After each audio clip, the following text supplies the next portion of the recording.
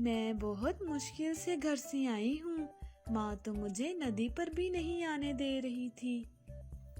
तो क्या तुमने अपनी माँ से हमारी शादी की बात नहीं की? बात तो मैंने की थी, पर माँ नहीं मानी। माँ को किसी ने बताया है कि तुम कोई कामकाज नहीं करते और आवारा भी हो। ये काम जरूर पप्पू कबूतर ने किया है, वो तो मुफ्त में मुझसे जलता है। माँ को किसी ने ये भी बताया है कि तुम किराए के घर में रहते हो। इसका मतलब है कि तुम मुझसे शादी नहीं करोगी, और ऐसा है तो मैं तुमसे कभी दोबारा मिलने नहीं आऊंगा। नहीं नहीं, ऐसा तो नहीं कालू जी, मैं आपसे बहुत प्यार करती हूँ। मैं शादी करूँगी तो सिर्फ आपसे ही, चाहे मुझे कुछ भी करना पड़े। माँ जी, मैंने आपको पहले भी बताया है कि वो काला बहुत बुरा और आवारा है। आप अपनी बेटी को समझाएं, आज वो फिर काले के साथ बैठी हुई थी। मैंने इसे बहुत समझाया है, मगर वो मेरी बात सुनती ही नहीं। ना जाने इस काले कौवे ने क्या जादू कर दिया है मेरी बेटी पर। कालू जी, अब मुझे जाना होगा। मेरी माँ घर में मेरा इंतजार कर रही होगी। फिर गोरी कवि ये कहकर चली जाती है। तुम कहाँ से आई हो? माँ, मैं झूठ नहीं बोलूंगी। मैं काले कौवे से मिलने गई थी। वो जिंदगी है मेरी। माँ, वो कौवा बहुत अच्छा है। आप मेरी उससे शादी करा दें। अगर वो ना मिला तो मैं मर जाऊंगी। फिर अपनी बेटी की जिद के आगे माँ हार जाती है। मैं कुछ कर भी नहीं सकती, तुम जवान हो, अपना अच्छा बुरा सब जानती हो। खुश रहो मेरी बेटी। अगर तुम्हारी यही ख्वाहिश है तो कव्वे से कहो तुम्हें ब्याह के ले जाए। ये सुनकर गोरी कवि बहुत खुश हो जाती है। अब आप फिक्र ना करें, मैं पहले जैसा नहीं रहा। मैंने खुद को बदल लिया है और इसको खुश रखूंगा। मैंने अपनी बेटी को बहुत नाज नखरे से पाला है, तुम इसका ख्याल रखना। फिर उनकी शादी हो जाती है। फिर काला कौवा गोरी कवि को ब्याह कर ले जाता है। पति जी, आज हमारी शादी का पहला दिन था।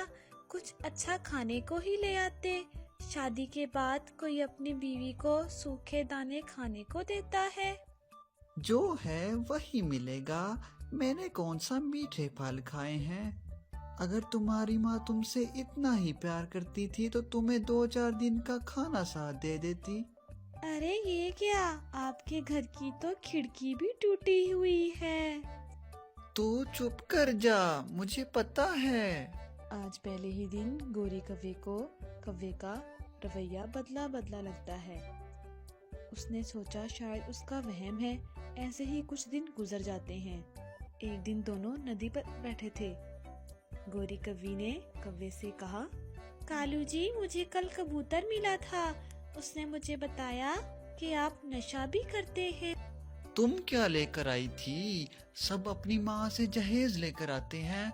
अगर तुम कुछ ना लाई तो मैं तुम्हें घर से निकाल दूंगा, या तुम्हें छोड़कर कहीं और चला जाऊंगा। ना ना कालू जी, ऐसा ना करना। मैं मर जाऊंगी आपके बिना। मैं आपसे बहुत प्यार करती हूँ। जो बातें कबूतर ने बताई वो तो मुझे शादी से पहले ही पता थी, मगर मैंने फिर भी आपसे शादी की।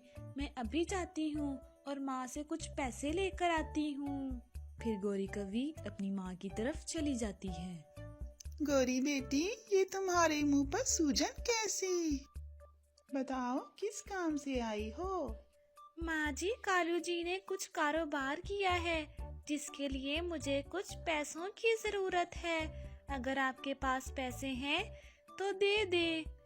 बेटी, कौन सा नया कारोबार शुरू किया है? सारे जंगल को कालू की करतूतों का पता है। ये लो पैसे और उससे लड़ाई ना करना। मुझे पता है तुम्हें उसने मारा है, तुम्हें कोई मच्छर नहीं काटा। फिर गोरी कहती है, मैं खुश हूँ, मैं अपने घर में बहुत खुश हूँ। फिर गोरी कुछ पैसे लेकर वापस चली जाती है। शाबाश, अच्छी बीवियां ऐसे ही कहना मानती हैं। मैं शाम को देर से घर आऊंगा, मुझे दूसरे गांव कुछ काम है। फिर कालू पैसे लेकर चला जाता है। वो उल्लुओं के पास जाता है क्योंकि उसने उल्लुओं से नशा जो लेना था। गोरी सारी रात इंतजार करती है मगर कालू वापस नहीं आता। कई बार तो गोरी को भूखे पेट ही सोना पड़ता। वो ये सब कुछ बर्दाश्त कर रही थी क्योंकि उसने पसंद की शादी जो की थी, उसको ये सब सहना पड़ रहा था। एक दिन वो घर के बाहर बैठी होती है कि कालू कौवे की उसको आवाज सुनाई देती है। कहाँ हो गोरी, कहाँ हो गोरी, जल्दी आओ मेरी बात सुनो। गोरी कौवे के पास जाती है। सुबह ब्रश किसने किया था? मैंने किया था। तो फिर कोलगेट का ढक्कन तुम्हारे बाप ने लगाना था आकर। इसमें भी कोई बड़ी बात है जो तुम मेरे बाप का नाम ले रहे हो? तो फिर जब गोरी वापस मुड़ती है तो कालू कौवा उसके सर पर रखकर डंडा मारता है। इससे वो गिर जाती है। माँ, मेरी माँ, मुझे बचा ले, मेरे सर पर बहुत दर्द हो रहा है। कालू घर से बाहर चला जाता है। आज गोरी को पता चल गया कि उसने उससे शादी कर बहुत बड़ी गलती की है। वो बड़ी मुश्किल से उड़कर अपनी माँ के घर जाती है। मेरी बेटी को क्या हुआ? तुम्हारे सर से खून बह रहा है। फिर गोरी कौवी खामोश हो जाती है। बस अब बहुत हो गया, अब मैं तुम्हें नहीं जाने दूंगी उस कौवे के पास। फिर गोरी कौवी अपनी माँ के गले लगकर जोर जोर से रोने लग जाती है। वो बहुत पछता रही थी कि उसने अपनी माँ की बात क्यों नहीं मानी, लेकिन अब पछताने का कोई फायदा नहीं था क्योंकि गुजरा हुआ वक्त लौटकर वापस नहीं आएगा। तो दोस्तों, शादी जैसे मामले में अपने माँ बाप की जरूर सुनो, वरना आपको गोरी कौवी की तरह पछताना पड़ेगा।